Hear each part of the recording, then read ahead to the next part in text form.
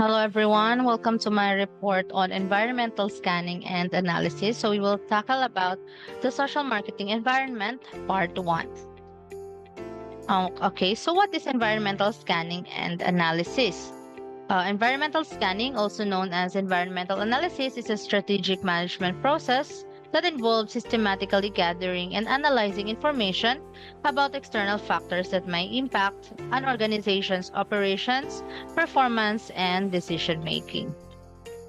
From a systems perspective, the environment is anything outside of but impinges upon the focal systems. At this point, it might be good to examine the characteristics of environments. So first, we have dynamism or instability. It refers to the degree of change, variability, and unpredictability present within an environment. It reflects the dynamic nature of environmental conditions, which can evolve over time due to various factors such as natural processes, human activities, and external influences. Next is complexity. This refers to the intricate and interconnected nature of environmental systems, which arise from the multitude of components, interactions, processes, and feedback loops within them. The more forces that affect the environment, the more complex it becomes. Third is uncertainty. So this refers to the lack of complete knowledge or predictability about future conditions, events, or outcomes. The more an environment is dynamic and complex, the more its future is uncertain. Fourth is munificence. So this refers to the abundance, richness, or generosity of resources available within an environment. It reflects the degree to which an environment provides ample opportunities, resources, and support for the organisms inhabiting it. Next is the social marketing environment. So the social marketing environment consists of forces external to the social marketing campaign, but are essential in contributing to its ability to develop and maintain successful influence on its intended adopters. So, these forces, we will tackle about these environmental forces and how they influence a social marketing campaign. First is the demographic forces. This refers, or it is characteristics of a population that influence various aspects of society, including consumer behavior, market demand, workforce composition, social trends, and political dynamics. Next is economic forces.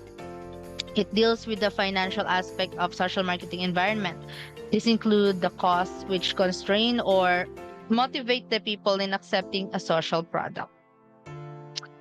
Okay, next is the physical forces. It has something to do with the climatic condition, daily temperature, level of stress and pollution, availability of local resources, and other physical and natural factors which contribute either to the aggravation or solution of social problem. Number four is the social cultural forces. So this pertains to the psychographic of the intended adopters. They include attributes such as attitudes, values, preferences, mindset, motivation, predispositions, and personality. Next is technological forces. They are considered to be future-oriented changes in the development and generation of new technological breakthroughs and innovations relevant to the social problem at hand. Okay, next is the political forces. This would include laws, legal processes, judicial procedures, as well as social pressure, public interest, and cost-oriented groups concerned with the campaign objectives. So next, we will tackle about the 5 research methods of environmental scanning. So, after examining the various forces present in a social marketing environment and identifying which of them are more relevant in a given campaign, next, we will enumerate the 5 research methods for generating environmental data. So, they are as follows.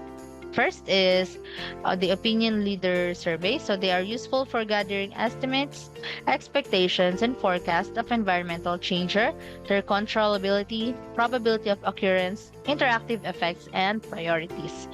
Next is media content analysis.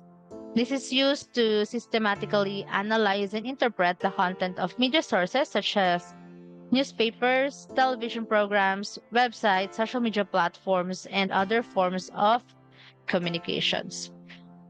Next is the public opinion surveys. This is used to systematically collect data on individuals' attitudes, beliefs, perceptions, and preferences regarding various topics, issues, or policies. So, this can be used to measure changes and trends in stakeholders' perspectives and attitudes through public opinion polls. Next is the analysis of legislative trends.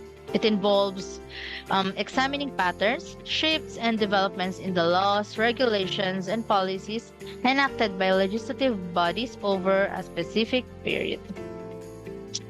And lastly is the COPRA, or the Knowledge, Attitude, Practice, Rapid Rural Appraisal. It involves assessing community members' understanding, awareness, and familiarity with the topic or issue under investigation. So, after you've gathered the necessary environmental data, you may now proceed to the analysis of map environmental information. So, Kotler and Roberto enumerated 3 commonly used methods for analyzing the environmental data. Okay, so first is the scenario construction methods. So it is used to explore possible futures, alternative outcomes, or hypothetical scenarios related to specific topics, issues, or events. It involves the systematic construction and analysis of scenarios to understand potential developments, anticipate uncertainties, and inform decision making in complex and dynamic environment. Next is the SWOT analysis. It is a strategic planning tool used to identify and evaluate the strengths, weaknesses, opportunities, and threats associated with the business, organization, project, or venture. So, okay. Okay, next is the issue identification and analysis. This method is employed to determine debatable points affecting a social marketing program and identify influence groups for or against it. Okay, so to summarize, here is the basic step-by-step procedure in doing environmental scanning or analysis. So first, you have to define the boundaries of the social marketing environment. Second, you need to identify relevant environmental forces.